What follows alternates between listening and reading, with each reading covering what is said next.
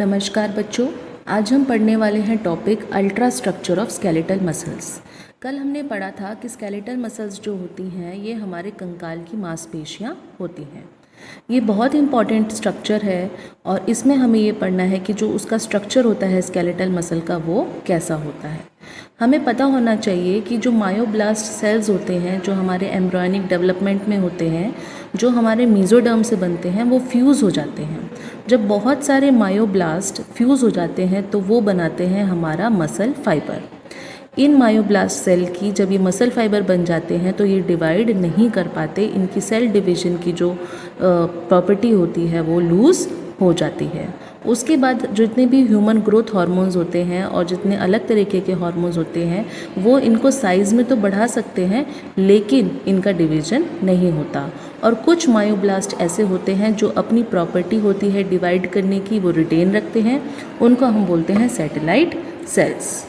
तो इसमें अब हमें पढ़ना पड़ेगा सार्कोलेमा, ट्रांसवर्स ट्यूब्यूल्स और सार्कोप्लाज्म। सार्कोलेमा, यहाँ पे जो भी वर्ड आप सार्को लेंगे तो वो हमारे एसोसिएट होगा मायोफिब्रिल मतलब मसल फाइबर से। सार्कोलेमा होता है जैसे सेल की एक प्लाज्मा मेम्ब्रेन होती है तो हम मसल फाइबर की मेम्ब्रेन को हम बोलते हैं सार्कोलेमा। उसके अंदर ही हमारा एक्शन पोटेंशियल जो होता है वो ट्रैवल करता है। उसके अंदर छोटी छोटी पतली पतली ट्यूब्यूल्स होती हैं जिनको हम टी ट्यूब्यूल्स या ट्रांसवर्स ट्यूब्यूल्स बोलते हैं। उन्हीं में जो मसल एक्शन पोटेंशियल जो होता है, सिग्नल ट्रैवल होता है, वो होता है। सार्कोलेमा के अंदर हमारा सार्कोप्लाज्म होता है। जैसे कि साइटोप्लाज्म होता है तो मसल सेल्स में पाया जाता है सार्कोप्लाज्म। सार्कोप्लाज्म में बहुत ज़्यादा ग्लाइकोजन पाया जाता है जो कि यूज्ड होता है एटीपी बनाने के लिए। इसके साथ साथ हमारे सार्कोप्लाज्म में एक प्रोटीन होता है जिसको हम बोलते हैं मायोग्लोबिन। इस प्रोटीन की प्रॉपर्टी होती है कि ये ऑक्सीजन मॉलिक्यूल के साथ अपने आप को अटैच कर लेता है और उसके बाद जब ऑक्सीजन की रिक्वायरमेंट होती है तो वो इस प्रोटीन से डिफ्यूज़ होकर हमारे मसल फाइबर्स में आ जाती है। इसके बाद हमें पढ़ना है मायोफाइब्रिल्स और सार्कोप्लाज्मिक रेटिकुलम। मायोफाइब्रिल्स जब हम बहुत ही ज़्यादा हाई मैग्नीफिकेशन पे देखते हैं तो हमारा जो सार्कोप्लाज्म है हमारे मसल फाइबर्स का, उसके अंदर हमें पतले पतले छोटे छोटे धागे जैसा स्ट्रक्चर दिखाई देता है जिसको हम बोलते हैं मायोफिब्रिल। मायोफिब्रिल जो होता है वो 2 माइक्रोमीटर डायामीटर का होता है और वो पूरी लेंथ मतलब हमारा जो पूरा मसल फाइबर है वो 2 माइक्रोमीटर तक की उसका डायामीटर होता है।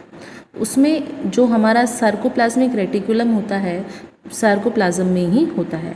जैसे नॉर्मल सेल में एंडोप्लाज्मिक रेटिकुलम का जो फंक्शन होता है वही सार्कोप्लाज्मिक रेटिकुलम का फंक्शन मायोफिब्रिल में होता है।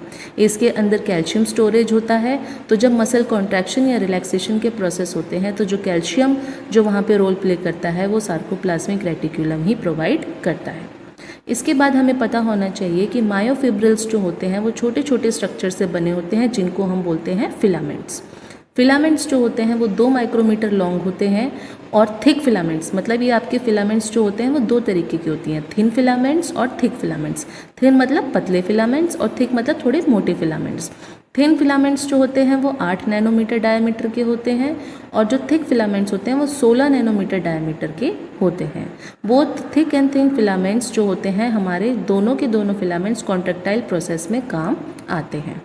उसके बाद हमें ये पता होना चाहिए कि जो फिलामेंट्स होते हैं वो मायोफिब्रिल में मतलब पूरी लेंथ में अरेंज नहीं होते, वो छोटे छोटे कंपार्टमेंट्स में अरेंज होते हैं जिनको हम बोलते हैं सार्कोमियर्स।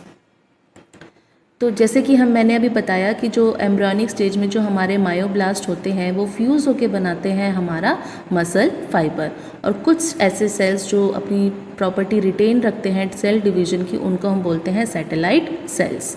इस ऑर्गेनाइजेशन में हमें देखना होगा, कल हमने पढ़ा था कि फेसिकल होता है जिसमें बहुत सारे हमारे मायोफिब्रिल्स बंडल की तरह अटैच होते हैं। इसमें आप देख सकते हैं इस वाले डायग्राम में कि ये जो एक यूनिट है मतलब एक जेड लाइन से दूसरी जेड लाइन तक उसको हम बोलते हैं सार्कोमियर। अब इसमें आप देख सकते हैं कि हमारे थिन और थिक फिलामेंट्स वो जो है वो सिस्टमेटिकली अरेंज हैं। जहाँ से एक जेड से दूसरी जेड तक का जो डिस्क्रिप्शन है वो हम यहाँ देख सकते हैं कि जहाँ पे थिक और जहाँ पे सिर्फ थिक फिलामेंट्स होते हैं उसको बीच में डिवाइड करके हम वहाँ पे बोलते हैं इमेजिनरी लाइन बोलते हैं एम लाइन। एम लाइन का मतलब होता है मिडिल लाइन।